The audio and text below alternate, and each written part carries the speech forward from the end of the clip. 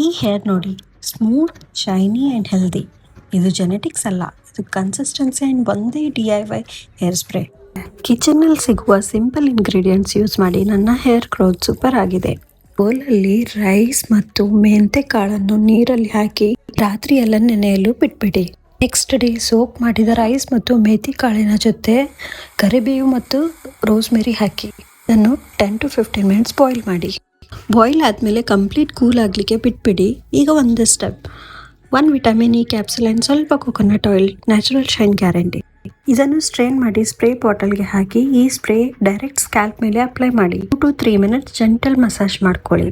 Spray ನನ್ನ ಹೇರಲ್ಲಿ ಈ ಚೇಂಜಸ್ ತಂದಿದೆ: ಹೇರ್ ಫಾಲ್ ಕಮ್ಮಿ, faster growth, thick fail and natural shine. ಈ ಸ್ಪ್ರೇಯಲ್ಲಿ ಮೆಂತೆಕಾಳು, ಕರಿಬೇವು, ರೋಸ್ಮೆರಿ, ಅಕ್ಕಿ ಇದೆಲ್ಲ ಯೂಸ್ ಮಾಡಿದ್ರಿಂದ ನಮ್ಮ ಹೇರ್ ರೂಟ್ಸ್ ಸ್ಟ್ರಾಂಗ್ ಆಗಿ ಬರುತ್ತೆ and hair thick and healthy ಆಗಿ ಬರುತ್ತೆ.